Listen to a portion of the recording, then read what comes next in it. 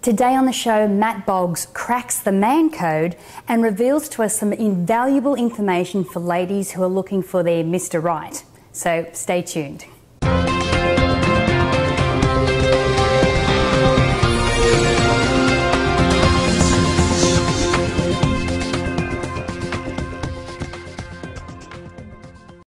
Hi, I'm Natalie Ledwell and this is The Inspiration Show. And today I have a special guest back with me again, the amazing Mr. Mat Boggs. Hello, how are you, Matt? Good to be back. Now, the reason I've got Matt back here is because he has an amazing product called Cracking the Man Code. Now, this is fantastic for all of you ladies out there who are looking for your partner. You've maybe dated quite a bit and you just, can't find that guy. And Matt, you've actually gone through and through some of your background, been able to scientifically explain to us how men work. Absolutely, yes. So can you explain a little bit about the program and the background behind it? Sure. Cracking the Man Code really came out of, I was speaking all around the country on what makes love last and love principles, and so many women came to me and said, look, I have my business in order, I'm mid-30s or I'm 40s or I'm 50s, and everything in my life is set except I cannot find my man. Where is he? He is behind, I'm behind schedule. This should have happened by now. And it was so funny because usually these type of women had something in common. And I was thinking to myself, I know where your man is, and he is running in the opposite direction from you. And there's something very simple about how men are wired up.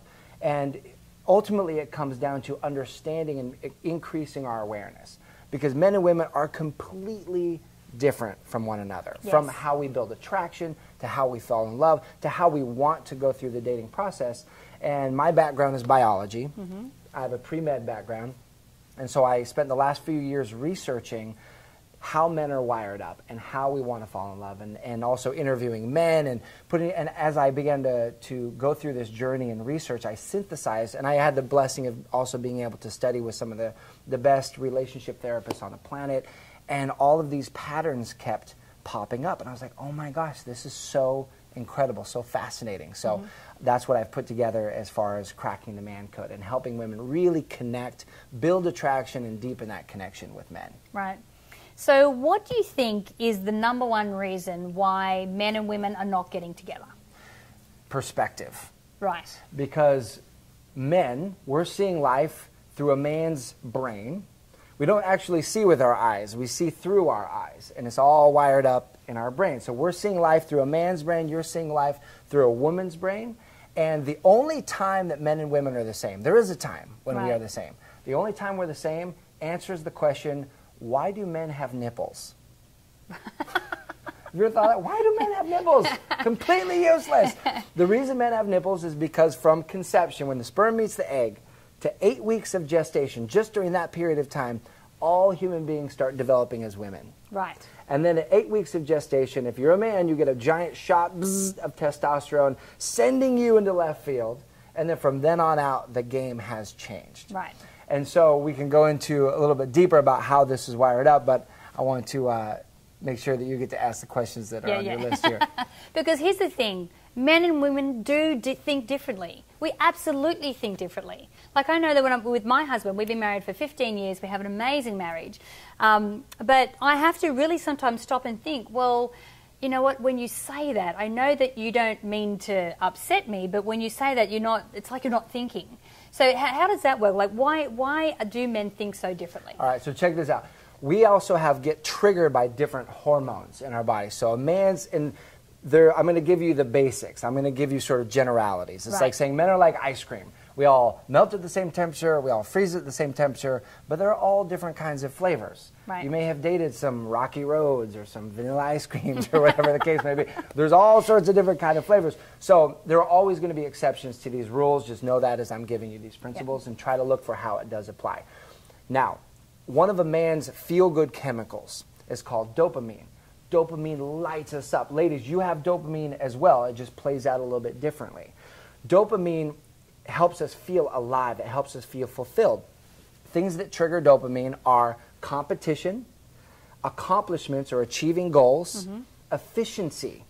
So getting to the point quicker in a conversation, or getting to the restaurant faster. Anytime we can do a shortcut or do something more efficient, trying to save as much energy as possible triggers our dopamine.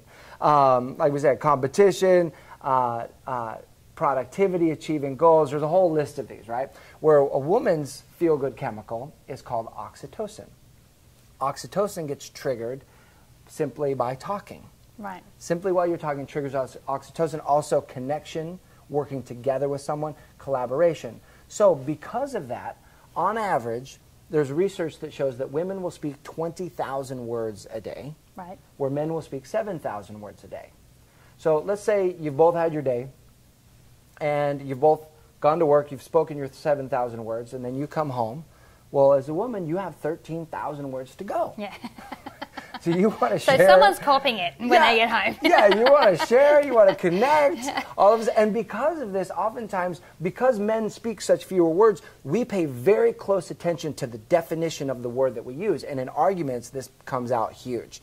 The definitions of the words. This is why often in an argument, a woman will share words like always and never. Like, you always do this and you never do this. And oftentimes in an argument, you'll start arguing about points in the argument where he'll try to pick apart your words. And he says, I don't always, leave the dishes in the sink. I washed my dishes once this week. Yeah. Or stuff like that. And so for a man to understand that women communicate the emotion behind the words. They're communicating the emotion of the message rather than the actual words itself. So for a man to give grace in that and not to lock on to words like always, never can really help during arguments and help us connect and actually get to. So I call that, look at what we're emotionalizing. When you're arguing, try to understand what the person is emotionalizing rather than communicating. Right. What are they really feeling? What is it that they really need and want in this moment? Right. So, like I said, I have a lot of female friends that are single here, and these are amazing, accomplished, powerful women. Right. So I actually was talking to a guy called Dwayne Klassen the other day, and he has this a project called the Remarkable Man Project. And he's talking about trying to get men together, and communicate and to network and mastermind, that type of thing. And he asked me the question why I thought that men and women weren't getting together. Okay. And my answer, and I'd like to get your feedback on this, was that women have forgotten to be women and men have forgotten to be men. Right on. So there are some traditional roles there that seem to have, the lines have got blurred. What do you think about that? I think you're right on. Right. I think for a long time, I actually didn't know how to be a masculine man. See, this comes back to the law of polarity, as we call it. The masculine and feminine energy attract one another. And it actually doesn't have a lot to do with man or woman, because I have both masculine and feminine energy in me. You have masculine and feminine energy in you. So do you. Yep. And we get to choose which mode we want to live from based on what it is we want to accomplish.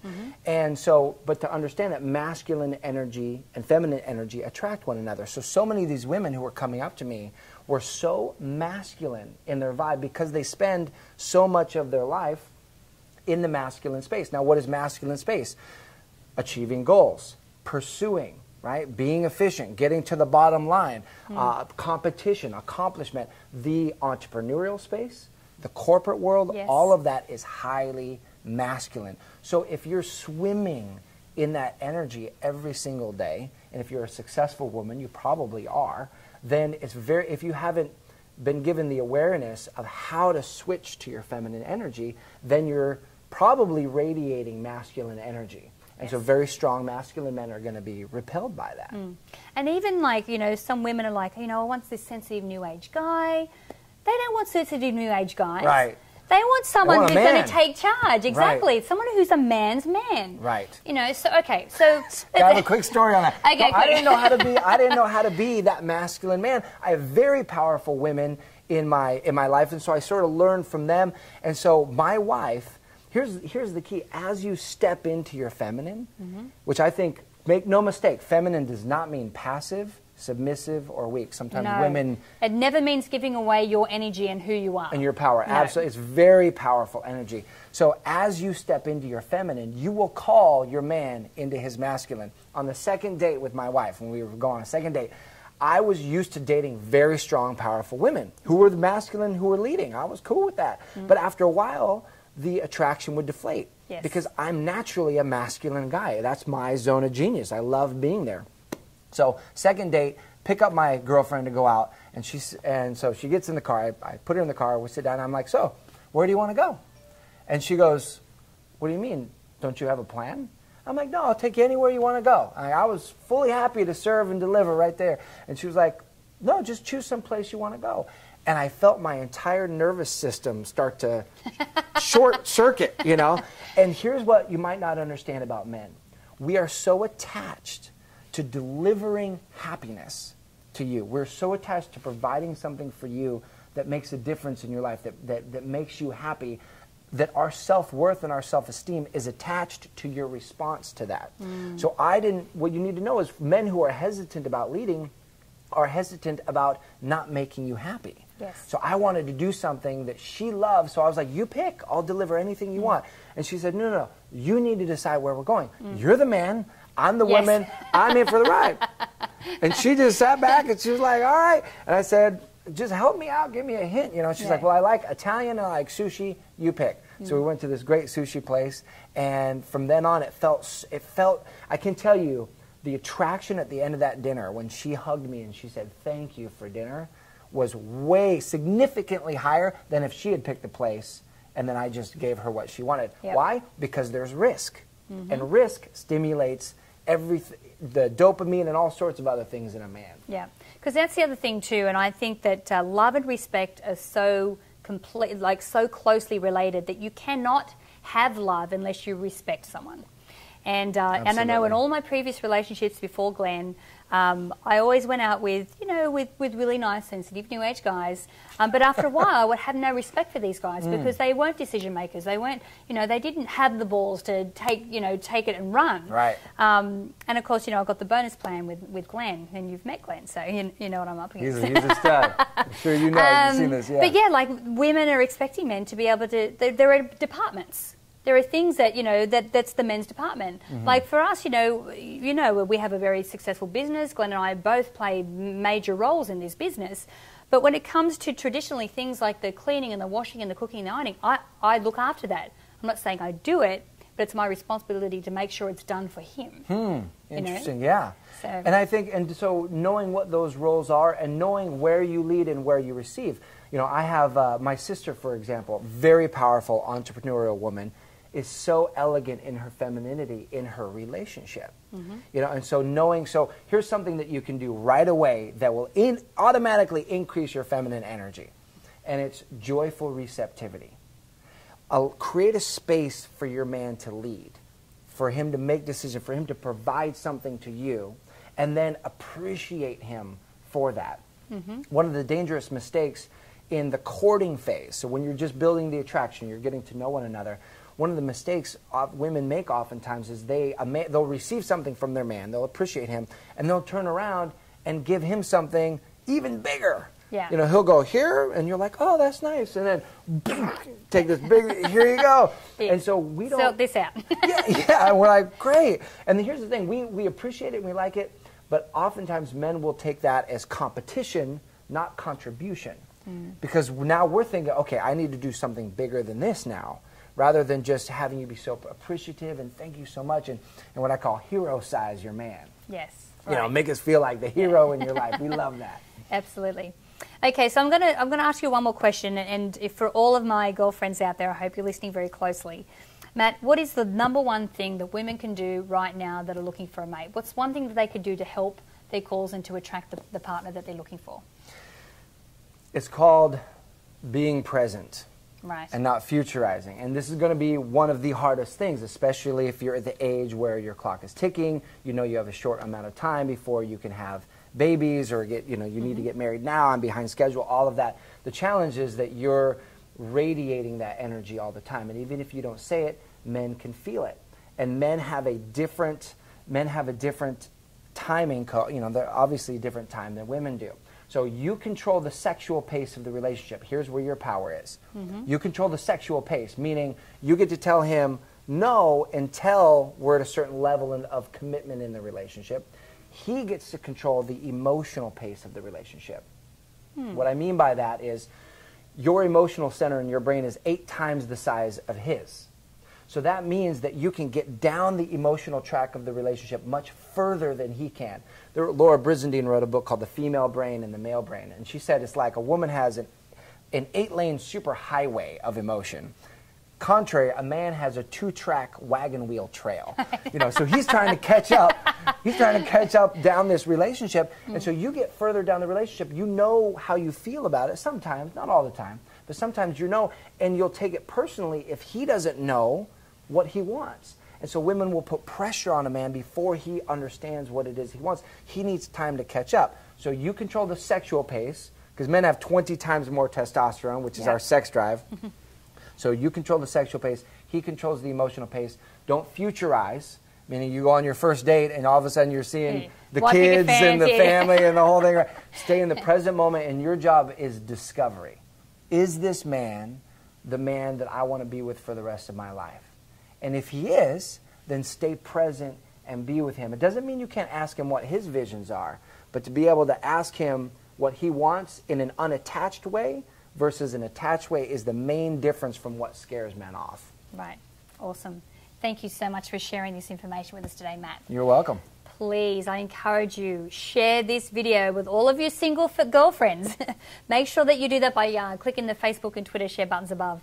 Actually, where do we go to send people to find out more about cracking the man code? Yes, I've got 3 great videos that you are going to love. One of these videos teaches you the one word that can help your man fall in love with you. And all you have to do is go to crackingthemancode.com, and you get access to those free videos. It's a gift from me to you. Awesome. Thank you. Facebook, Twitter share buttons above. Make sure that you put your email in the box above there, because we'll send you the 6 pre-made My Movies, and we'll keep you up to date with all of the upcoming shows. So until next time, remember to live large, choose courageously, and love without limits. We'll see you soon. Thanks for watching this video. Now before you go, do you want to learn the insider secrets to welcoming more abundance, more love, and more happiness into your life from some of the world's most inspiring personal growth gurus? Then be sure to click the link below now to subscribe to the Inspiration Show community and be one of the first to find out about brand new episodes of the show. You're absolutely going to love what we have coming up in store for you. Plus, you'll instantly receive a free copy of my Manifesting with the Masters video e-course featuring some of the biggest stars from the movie The Secret, teaching you how to manifest your dream life faster and easier than you ever thought possible. So to get your free copy, be sure to click on the link below now. I'm Natalie Ledwell. Thanks again for watching, and until next time, remember to live large, choose courageously, and love without limits. I'll see you soon.